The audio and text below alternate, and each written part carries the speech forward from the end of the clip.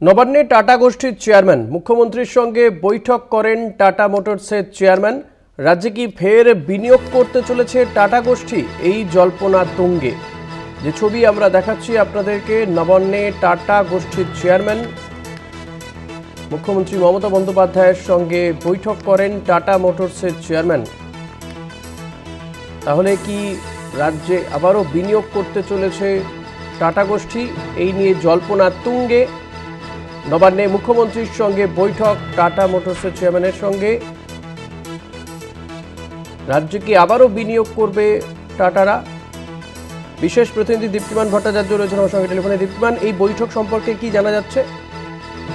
আজকে বৈঠক হয়েছে এবং এই বৈঠকে বেশ কয়েকটি বিষয়, প্রায় 1 ঘন্টা ধরে এই বৈঠক চলে, যার জন্যই কিন্তু সকলের মনে প্রশ্ন উঠেছে যে এতক্ষণ ধরে যে বৈঠক হয়েছে সেই বৈঠকে বিনিয়োগ নিয়ে কি কি বিষয়ে কথা হয়েছে এবং কোন কোন বিষয় বিনিয়োগ হতে পারে, সেই বিষয়ে কি কি কথা হয়েছে সেটা নিয়ে কিন্তু সকলেই প্রশ্ন করছেন এবং দানা বাজছে সেটা নিয়ে। কিন্তু এখনো পর্যন্ত কিন্তু সেইভাবে আমাদের কাছে সেরকম কোনো তথ্য আসেনি। তবে যেটা আমরা জানতে পারছি যে এখানে বিনিয়োগ হতে পারে এবং কোন কোন বিষয়ে বিনিয়োগ হতে পারে, কি কি বিষয় বিনিয়োগ হতে পারে, এবং পুজোর পরপরই কিন্তু মুখ্যমন্ত্রী কনক্লেভ ডেকেছেন, বিজনেস ইন্ডাস্ট্রি কনক্লেভ ডেকেছেন। সেখানে টাটার পক্ষ থেকে কি কি প্রজেক্ট নিয়ে আসা হতে পারে সেই বিষয়গুলো নিয়েও হয়তো কথাবার্তা হতে পারে বলেই মনে করা হচ্ছে।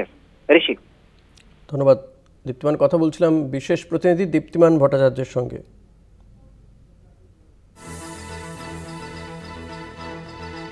নবান্নে টাটা গোষ্ঠীর চেয়ারম্যান, তার সঙ্গে মমতা বন্দ্যোপাধ্যায় প্রায় 1 ঘন্টা বৈঠক হয়েছে টাটা মোটরসের চেয়ারম্যানের সঙ্গে, এবং রাজ্যে নতুন করে বিনিয়োগ করতে পারে টাটারা, এমনটাই কিন্তু